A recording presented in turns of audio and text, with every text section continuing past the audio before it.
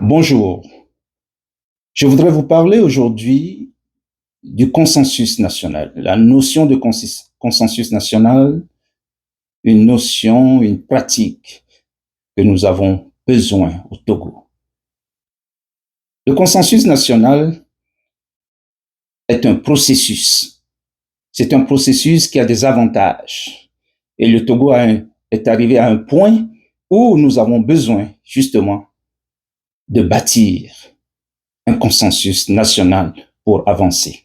Souvenez-vous, dans le processus que nous avons proposé pour la sortie de crise au Togo, nous avons énoncé 3 étapes significatives.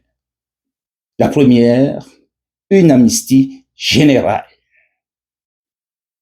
La deuxième étape, la libération des prisonniers d'opinion.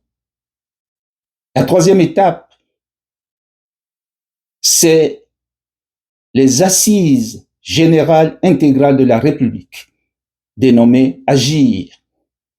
Et quel est le rôle de Agir avec les étapes antérieures? C'est de bâtir un consensus national.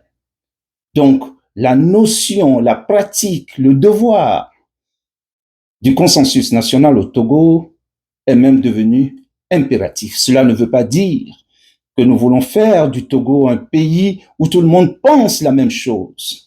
Mais l'État du Togo, actuellement, nous demande de faire un effort pour nous entendre sur un certain nombre de choses. Voilà la réalité de ce qu'on appelle le consensus national en politique. Il permet de bâtir, de forger une république. Il permet de rapprocher les uns et les autres. Il permet, le consensus national, de renforcer la démocratie qui est toujours malheureusement manquante au Togo. Mais le temps est arrivé.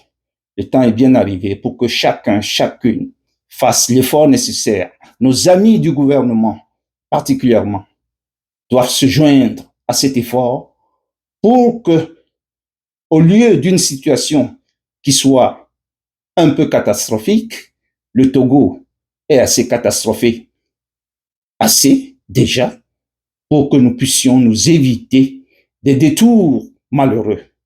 Bâtissons donc un consensus national. Quels sont les avantages du consensus national? Le premier avantage, c'est la légitimité des décisions qui sont prises durant les rencontres pour bâtir le consensus national. La légitimité des décisions du fait que toutes les parties prenantes, tous les ayants cause, politiques, sociales, économiques, diaspora et autres, peuvent participer à légitimer les décisions qui seront prises. Le deuxième avantage du consensus national, c'est la stabilité politique que cela offre. Et cela offrira au Togo. C'est un avantage indéniable.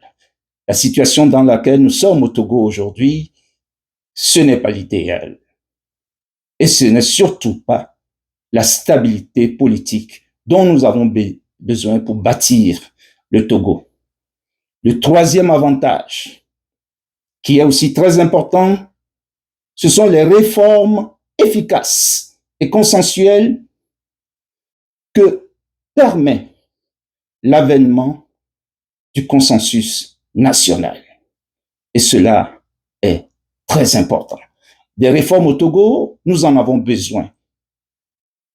Nous, pour le Togo, nous avons identifié 33 à 55 réformes qui sont nécessaires, absolument nécessaires, pour que le Togo redevienne un pays où tous les Togolais doivent se sentir chez eux et surtout aptes à contribuer au développement de ce pays. Quatrième avantage, très important également, vous vous en doutez bien, c'est la cohésion sociale.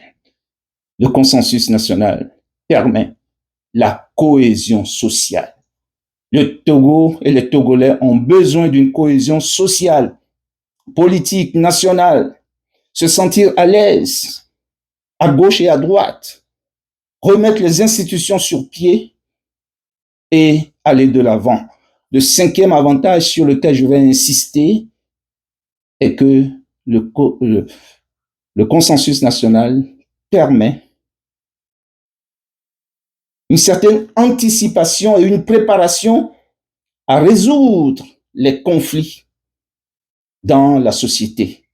Voilà les grands avantages d'avoir un consensus national dans un pays comme le nôtre, le Togo. Et deux exemples sont à nos yeux pour illustrer la chose. Le Bénin voisin, que vous connaissez très très bien, qui a initié un processus de consensus national à travers sa conférence nationale. Vous vous souvenez bien, le président Mathieu Kérékou, n'en pouvant plus, a fait appel à tous ses concitoyens pour se retrouver à cette conférence nationale et bâtir quelque chose de nouveau. Cela a aidé le Bénin jusqu'à un certain point. Et c'est l'une des caractéristiques du consensus national qu'il n'est pas définitif. Il est améliorable. Et après plusieurs décennies, aujourd'hui, le Bénin traverse une situation aussi particulière qui permettra certainement aux Béninoises et aux Béninois de renouveler leur consensus national. Le Togo, par contre, et ça c'est l'exemple d'un échec, le Togo n'a pas réussi à bâtir un consensus national à travers sa conférence nationale souveraine. Nous ne sommes pas ici pour dire les raisons, mais les faits sont là, têtus d'ailleurs, et qui nous font dire que le besoin de bâtir un consensus national est toujours urgent au Togo.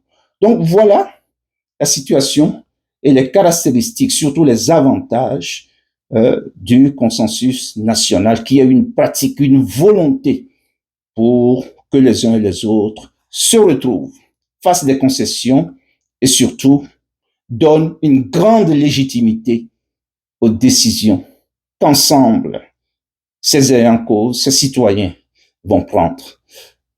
Nous tenons à donner ces dimensions, ces volets explicatifs au consensus national pour que les uns et les autres s'en nourrissent, s'alimentent de la chose très importante pour le Togo, le consensus national. Et voilà. Merci d'avoir été à l'écoute et à bientôt.